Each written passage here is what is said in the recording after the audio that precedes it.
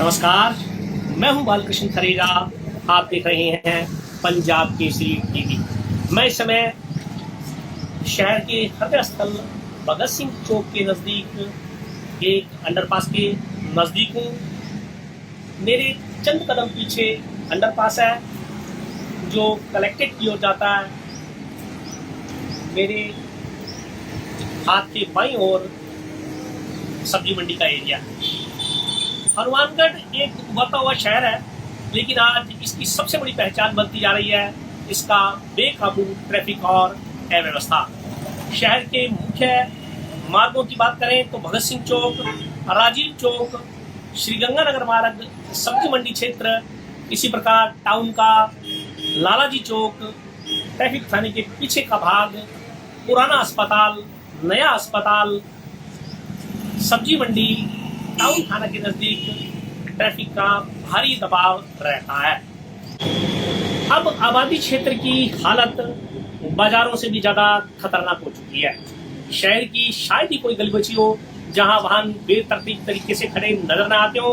हालात इतने चिंताजनक हो चुके हैं कि अगर रात्रि के समय किसी की तबीयत बिगड़ जाए या कोई इमरजेंसी की स्थिति आ जाए तो एम्बुलेंस के लिए रास्ता निकालना भी मुश्किल हो जाता है। सोचिए, जहां हर सेकंड कीमती होता है वहां रास्ता ही बंद मिले तो जिम्मेदारी किसकी है।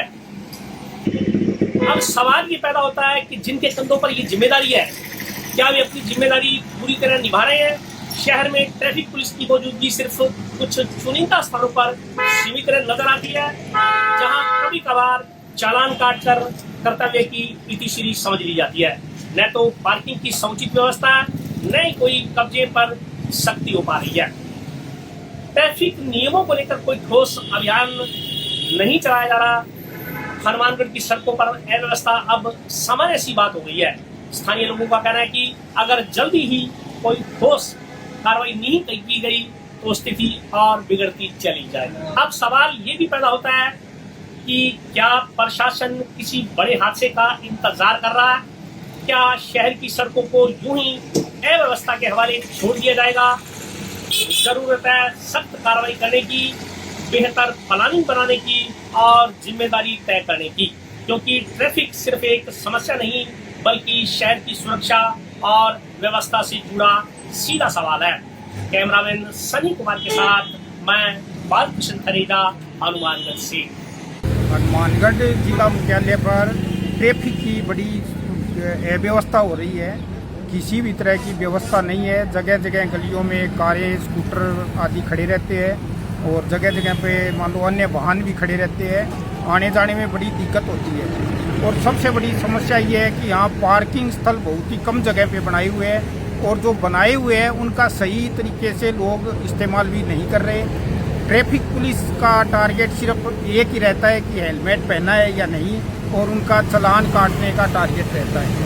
ट्रैफिक पुलिस ट्रैफिक अव्यवस्था को सुधारने में बिल्कुल भी ध्यान नहीं दे रही। वो सिर्फ अपने टारगेट पर निर्धारित रहती है और किसी के डॉक्यूमेंट चेक कर लिए या हेलमेट चेक कर लिया, ये ट्रैफिक पुलिस का काम है। परंतु असली काम ये है ट्रैफिक व्यवस्था को सुचारू रूप से बनाना, उसमें पुलिस नाकाम है।